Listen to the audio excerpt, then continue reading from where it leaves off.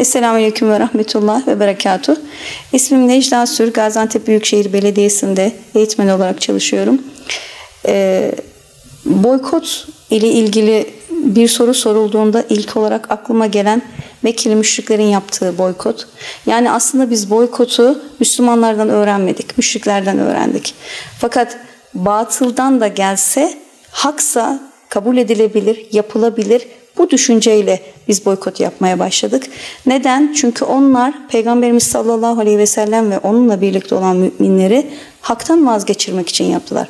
Fakat bizim davamız böyle bir şey üzerine bina edilmediğinden dolayı, yani maddi değerler üzerinden bina edilmediği için geri adım atan olmadı. Bu boykotun 3 yıl sürmesine, hatta bebeklerin ölümüne çok acı yıllar geçmesine rağmen vazgeçilmedi. Neden? Çünkü maddi değerler üzerinden değildi bu boykot. Onlar sandılar ki geri adım atarlar, aç kalırsa biter, ölürlerse biter, ama bitmediğini gördüler ve onlar vazgeçtiler boykottan. Daha sonra boykotu biz İngiltere'de görüyoruz. Bir takım çiftçilerin emeklerinin karşılığını alamayınca boykot yaptıklarını, hatta ismin de o kişinin ismiyle ilintili olarak boykotla devam ettiğini görüyoruz.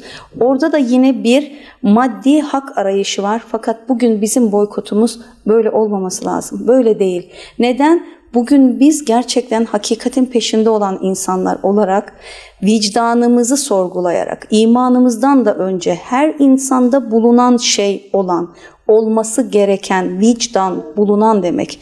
Bunu sorgulayarak biz boykota devam ediyoruz. Boykot yaparken ise aslında Filistin'deki kardeşlerimize yardım etmek adına elimizden başka bir şey gelmiyor diye boykot ettiğimizi düşünüyoruz ya. Biz boykotu aslında önce kendimiz için yapıyoruz. Neden? Zannediyoruz ki boykotlu ürünler sadece İsrail'e destek veren ürünler. Hayır.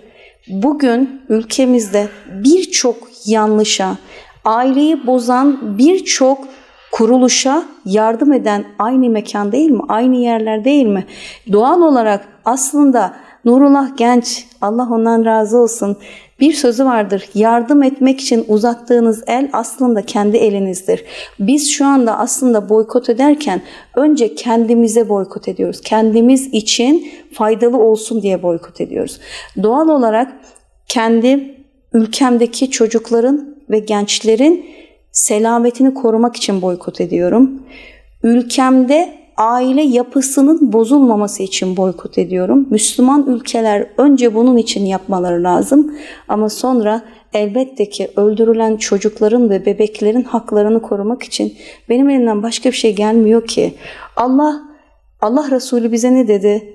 Dedi ki kim bir kötülük görürse eliyle değiştirsin. Gücüm yetmiyor. Diliyle değiştirsin. Gücüm yetmiyor. Kalbimle buğz ediyorum. Aslında boykotun içinde elimle değiştireceğim bir şey gördüm. Çok küçük de olsa almayarak. Ama bu boykot nasıl yerleşir? Dostlar, boykot küçük çocuklarımızın da bilinçlendirilmesiyle yerleşir. Yani uzun soluklu ama başarıya ulaşabilen bir harekettir. Neden?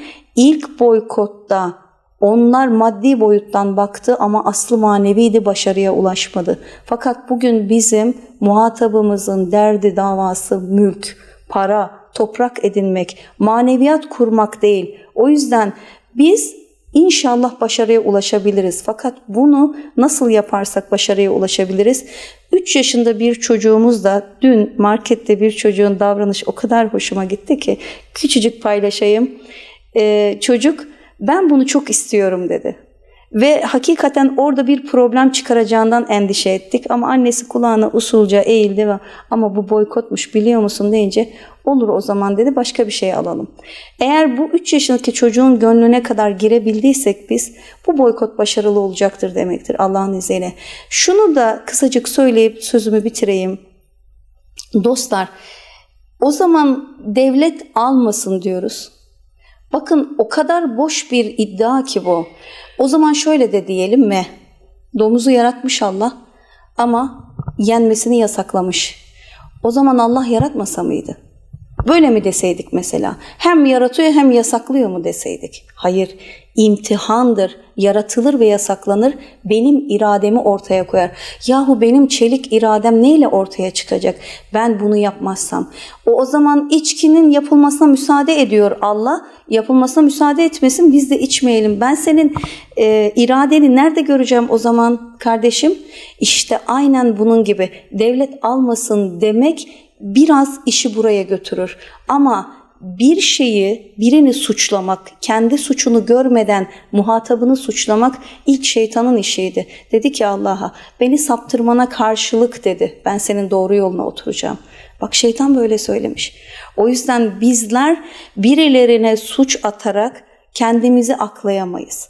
Biz ancak o çelik irademizi, sağlam irademizi hazır Ramazan da gelirken irademizi göstermenin en güzel yollarından biri olan orucu idrak edecekken şu anda biz manevi bir mülk orucu tutmaktır diye düşünüyorum boykotu. Allah hem dil orucunda, hem gıda orucunda, hem mülk orucunda, hem şahsiyet orucunda bizi başarılı kılsın. Amin. Teşekkür ediyorum.